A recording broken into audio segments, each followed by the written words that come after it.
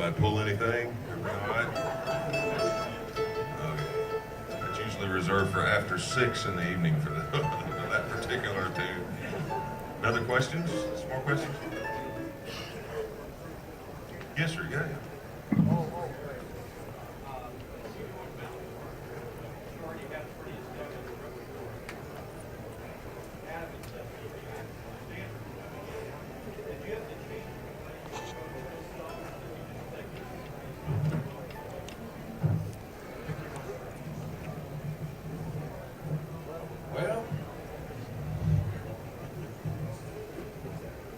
I always like talking in these microphones because I never know what to say. I'd heard about the opening and I kind of started fooling around, learning things here and there. But my playing style changes, I think, from day to day, depending on how I feel or whatever. Really, I just kind of learned the material and just kind of stepped in and tried to do what I, was recorded or whatever, and tried to pull it off in a live setting, But as the years progressed, I think my playing has kind of evolved a little different. It's more of a controlled aggression, if you will. It's kind of I don't know how to explain it. It's more of a go-get-it attitude, playing with those guys, playing a little harder when you play your leads. But I think really the only thing that's changed in my playing is just how loud I play, how hard I play. I play harder and louder now that I've been playing with those guys because it's what I'm used to doing. I used to play soft, and it's kind of got louder. So that answers the question. Yes, sir. Can you comment? I noticed Andy, for example, threw in some beautiful triplets. You commented on pick direction. Every time I try to triple, you're like, you're not backwards. How do you advance? Practice, metronomes. I think, the more triplets you play, we get paid by the note, so I try to play as many as I can. But no, the thing that that I like to do is I've kind of is hammer on. I mean, hammer on and pull offs. I think a lot of people try to pick every single note, and it just you'll run your right hand crazy trying to do that. So pretty much, there's certain things that you can do to kind of hammer on things, and pull off, things like that. You can practice. And make it sound like you're actually picking it, but you're not. So I cheat, but I guess the whole thing about triplets is they're a lot of fun to play, and but if you can't play them slow, you can't play them. So just practice them slow. Practice with metronome. If you're playing songs like Big Mon,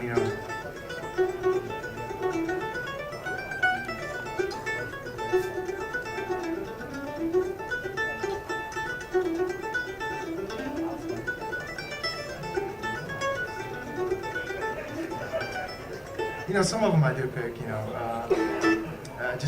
gosh, it just all depends on what part of the song I'm in, you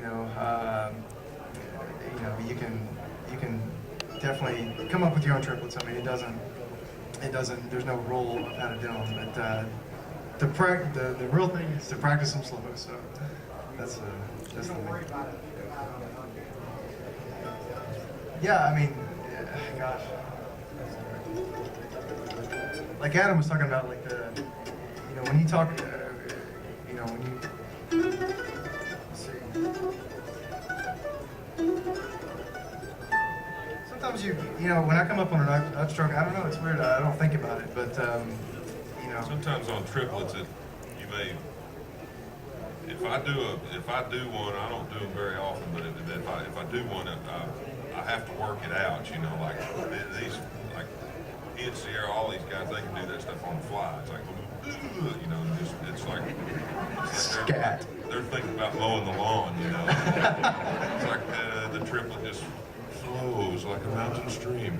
But me, I've got to think about it and go, okay. Now that ended on an upstroke, you know. You just get, it's really around scale kind of stuff. If I'm thinking about doing one, you know, it's like if it were in G. So it's the notes within that scale. So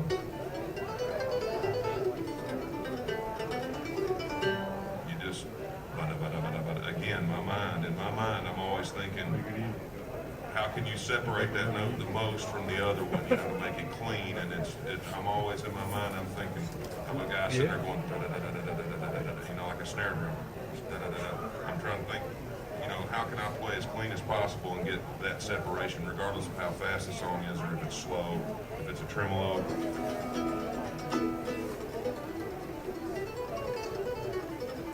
You know, and then you can, like Andy said, metronome is invaluable when you're practicing something, especially if it's something you've not worked on before. You know, and you're trying to think, okay, I might throw a triplet in there. I'm gonna fry everybody I play with its mind. You know, that has never heard me pull something like that out of the hat before. But practice it really slow, and then just, you know, crank the metronome speed up a little bit as you go. And I mean, it helps your speed. It helps you play cleaner, and you can play better tone.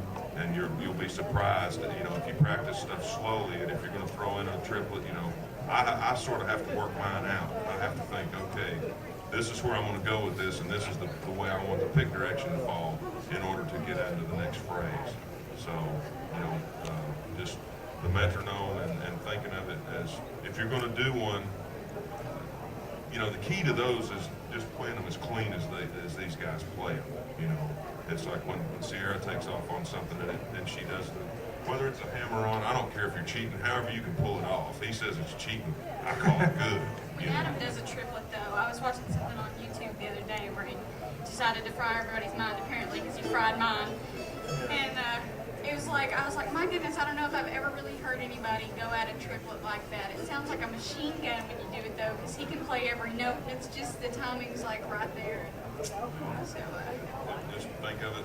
Even doing that, if you can really pull that off, then that's pretty It's all, and whatever's comfortable. I always tell people, you know, there's no, like Dan said earlier, I mean, there's no one way to go about approaching it. It's what's comfortable with you and how you know, how you can do it. If you can start something on an upstroke and end on an upstroke, and if you start every phrase on an upstroke, whatever's comfortable, you know, if your pick direction, if that's the way it feels and you hear it and you can pull it off, you know, working with a metronome will help. You know how a lot of times those of you that have been playing for, you know, just starting, it seems like an upstroke doesn't have as good of a tone or as good of a volume or as good of a, you know, you're not feeling the upstroke like the down is. The down's always easier. And working with the metronome and thinking in terms of, you know, trying to play clean and get space between the notes, like that'll help you working with the metronome to get the upstrokes as powerful as the downstrokes are, and which will lead into the triplets and everything else, you know. You know, Chord makes a really great metronome. Have you seen those? They look like the tuners. Yeah. Yeah. You see, when I was a kid, I had the thing that went, you know, like that. I hate those things. It always fell apart every time I tried to use it. Yeah. So, but yeah, you can go to Chord and buy these little blue, like credit card shaped tuners, and they also make one that's a metronome, and it's great. I mean, I have it with me on the road all the time, and just a quick tip, you know, when you're practicing, you know, to set it on a slower tempo, just you know,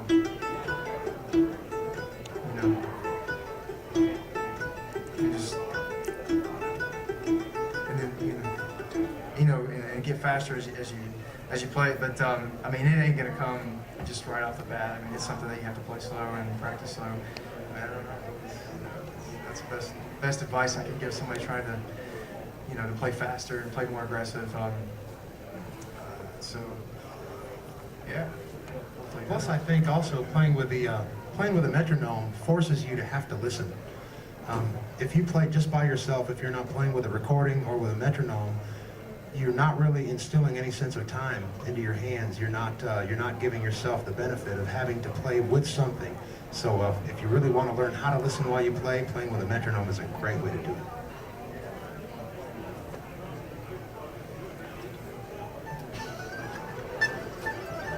Yes, ma'am.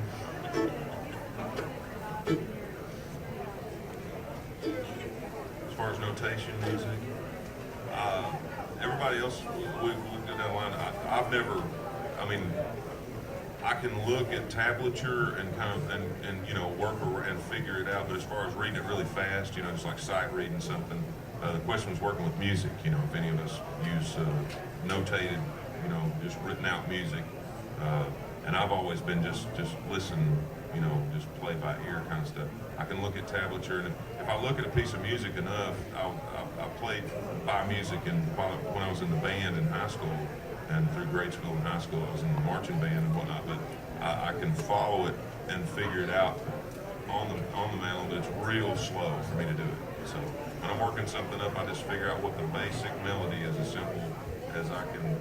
You know, where are the words going in a song, or what are the notes in an instrumental, you know, that are the basic, simplest melody, the way it goes, and then add the rest later, you know, kind of work around that.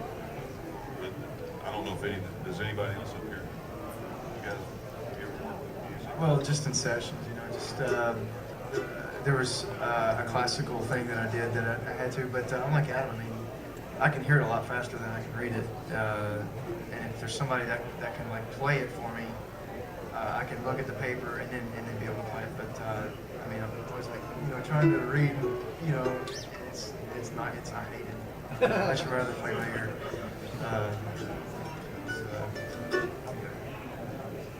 You read? Actually, no. Well, I read a little bit, but I don't.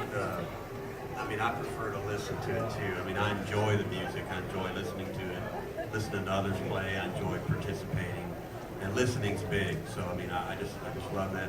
I love being. I love reacting to it too. You know, it's just kind of spontaneous on the fly.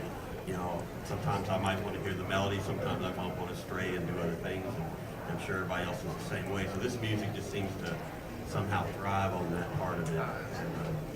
But, you know, there's benefits to both, I guess. Well, I'll tell you another quick thing. I have a lot of classical violin players ask me, they're wanting to start to learn bluegrass and country music. And so the first thing I tell them is to go get a fiddle book, a book that you can read the fiddle tune and learn the fiddle tune, and then listen to other albums of other fiddle players playing it and things like that. So if there's anybody out there that's a classical player wanting to learn bluegrass, first thing to do is go learn some fiddle tunes, and one's in D and one's in A fiddle tunes that you'll ever have to learn. So, but and then learn how to play by ear there. But yeah, there's not much notation rating going on in bluegrass. Another question?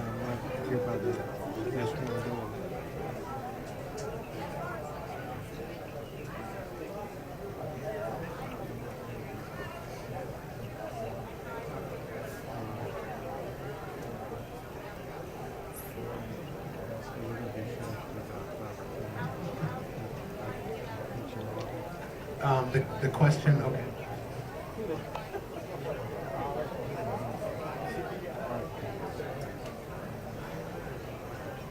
I think the question was how do you go from a guitar to a mandolin, and how do you keep them separate in your mind so that you don't find yourself trying to chop a guitar and or tremolo the guitar and and play the rhythm on the mandolin.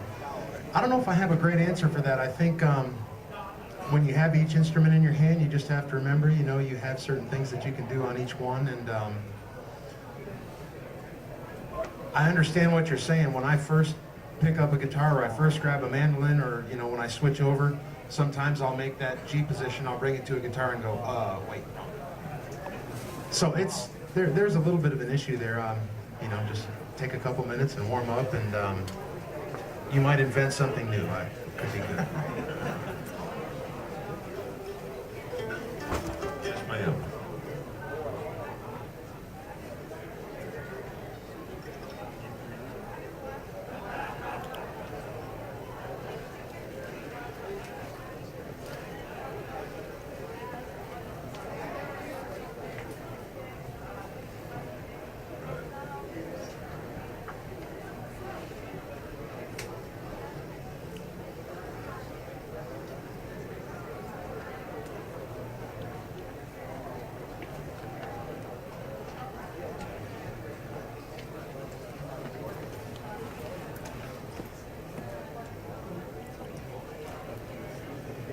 Well, I think everybody pretty much holds their pick like this.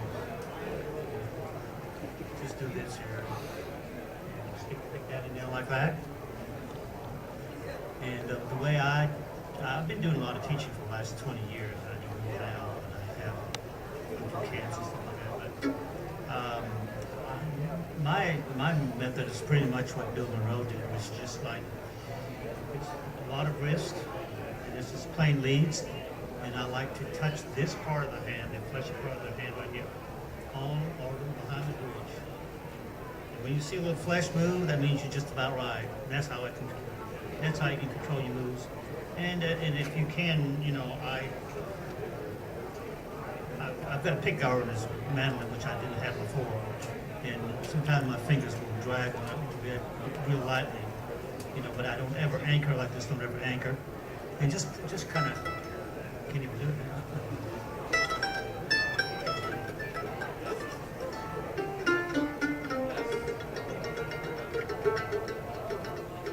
Just practice, I'll get a little something to practice. So listen to it. And you might want to change the gauge of your pick too, so it sounds, get the sound that you want out of your mandolin. I don't know if I'm answering this correctly or not. Just practice something like this. And the motion is just down and up and down and up. Sometimes you have two downs, you know.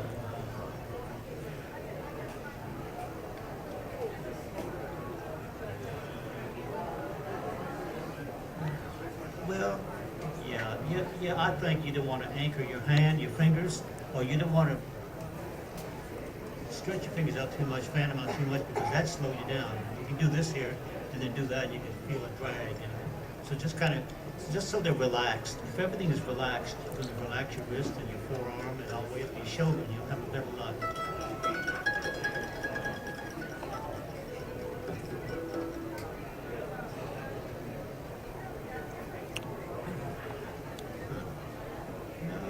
I don't have a death grip on it. It's a different. I often tell folks, you know, because I'll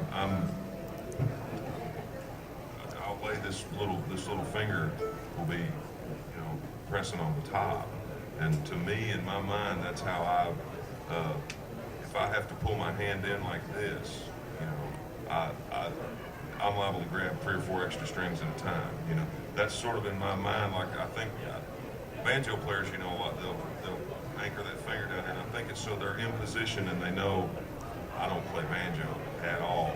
But if you know, they know where the thumb pick's at, they know in relation to the width of how far the strings are apart, how, you know, they're going to do that. And if I pull my fingers in like that, you know, so I press on the top, sort of anchor, I guess, sort of just that's the way I kind of did it.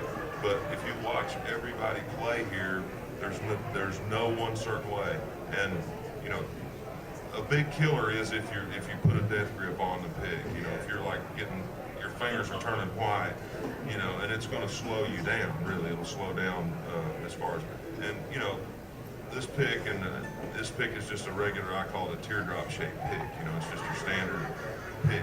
But a lot of folks will use a round pick, or you know, a tri-cornered pick or something. So you can experiment, like Roland said, with picks and the thickness of the pick and different things to get the sounds you hear that you want.